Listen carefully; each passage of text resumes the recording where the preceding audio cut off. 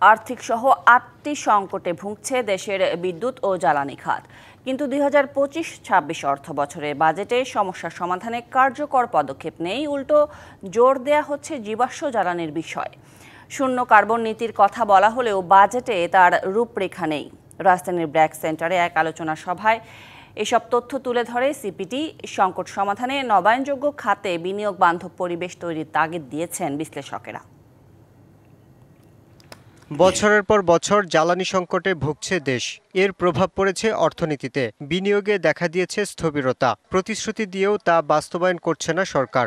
২০২৫-২৬ অর্থবছরের বিদ্যুৎ ও জ্বালানি খাতে সংকট উত্তরণ নিয়ে আলোচনা সভার আয়োজন করে বেসরকারি গবেষণা সংস্থা centre for policy dialogue CPD. গবেষণা বলছে ৮ সংকটে দেশের বিদ্যুৎ ও জ্বালানি খাত। এমন পরিস্থিতিতেও নবায়নযোগ্য জ্বালানিকে গুরুত্ব না দিয়ে জীবাশ্ম জ্বালানিতে জোর দিচ্ছে সরকার। এলএনজি কিভাবে আরো আমদানি করা যায় সেটার প্রতি মনোযোগ দেওয়া, গ্যাস ডিস্ট্রিবিউশন কোম্পানিগুলো থেকে যে তারা ট্যাক্স ভ্যাট উঠিয়ে দিচ্ছে, নবায়নযোগ্য জ্বালানির ক্ষেত্রে তাদের যে খুবই ধীর অগ্রগতি, সেটা দেখে আমাদের কাছে মনে হয়েছে যে আসলে ৩-০ থেকে ৮ পা পিছিয়ে ২.৫-০ আমরা দাঁড়িয়ে আছি। জীবনের সব আয়োজন এখানে একসাথে।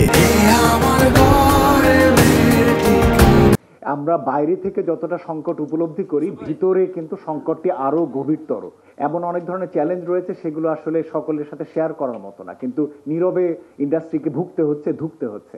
শিল্প উদ্যোক্তারা বলছেন, গ্যাস সংকটে কারখানা অচল হয়ে ১ বছরের মধ্যে ৫০% মালিক ঋণখেলাপি হবেন।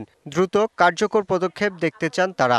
আমি যে প্রোডাকশন করতে পারলাম না, ইয়ার্ন ডেলিভারি করতে পারলাম না, সুতা এবং কাপড় আমার ভাইকে ঠিক সময় দিতে পারলাম না, এইটা বলারও জায়গা নেই, এটা বুঝারও কোনো জায়গা নেই। এখন এমন একটা অসহায় পরিস্থিতির ভিতরে আমরা পড়ে আছি। এখন কি তাহলে কি আমরা এখন ইন্ডাস্ট্রি কি বন্ধ করে দিব?